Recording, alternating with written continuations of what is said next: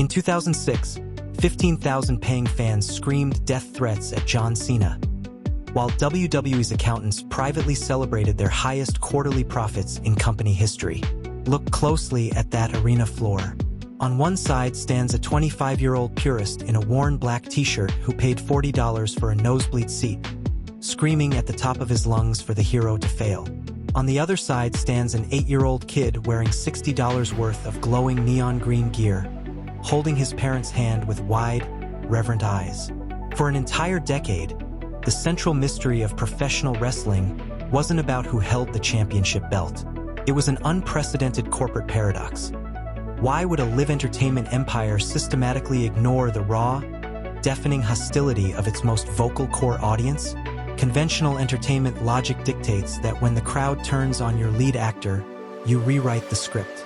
Look, I'm no financial advisor, I just analyze SEC filings and structural incentives, and public corporate records reveal a cold, mechanical reality. The deafening noise inside the arena suggested a flagship brand in complete creative freefall, but the internal balance sheets were whispering a radically different story. To understand this machine, think of a major sports entertainment franchise like a local movie theater. A movie theater doesn't actually make its real profits from selling the ticket at the box office. That ticket revenue is heavily eroded by studio distribution fees, facility leases, and staffing overhead. The entire operational engine relies almost entirely on the concession stand, where 5 cents worth of unpopped corn kernels is transformed into a $12 tub of buttered popcorn. For WWE, live arena seats were merely the discounted movie ticket. The hardcore adult fan bought one seat, drank a single beer, and demanded complex artistic validation. They wanted sophisticated storytelling that catered to their personal taste, expecting the product to revolve around their nostalgic approval. The young family in aisle 4, however, was chasing something far deeper, a fundamental biological drive for belonging. To that 8-year-old child, putting on the matching neon headband, wristbands, and carrying a plastic championship belt wasn't just buying cheap souvenirs. It was purchasing an official uniform into a global tribe. Now, critics and industry insiders argued for years that turning John Cena into a villain would generate a massive spike in television ratings and pay-per-view buys. Historically, that logic was bulletproof. When Hollywood Hogan executed his legendary heel turn in 1996, it sparked a multi-million-dollar industry boom that redefined wrestling culture. A villainous character pivot might have created a temporary surge in short-term broadcast attention. Therefore, executing that shift meant permanently dismantling the structural foundation of their entire retail supply chain. Let's follow the money directly into WWE's 10K SEC filings.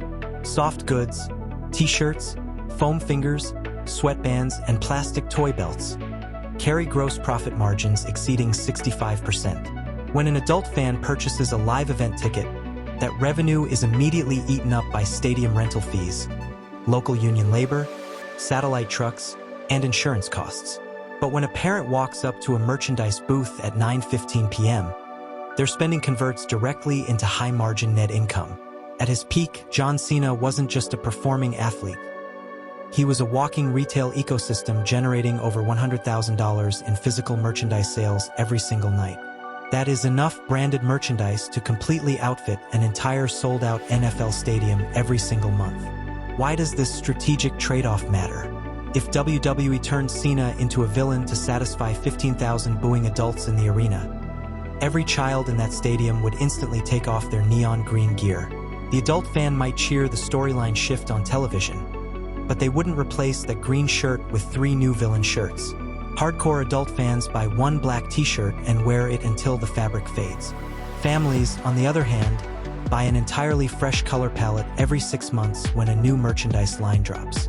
WWE deliberately traded the vocal approval of the stadium crowd for the recurring, high-margin purchasing power of parents in the concourse.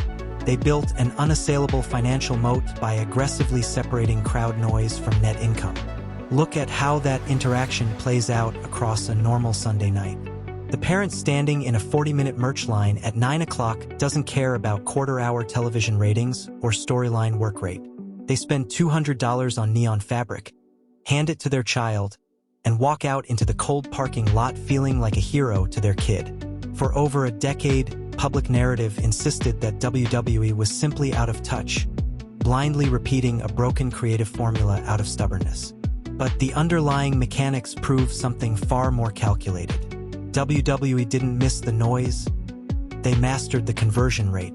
They realized that in modern attention economics, a furious boo and a passionate cheer deposit into the exact same bank account, provided you own the concession stand.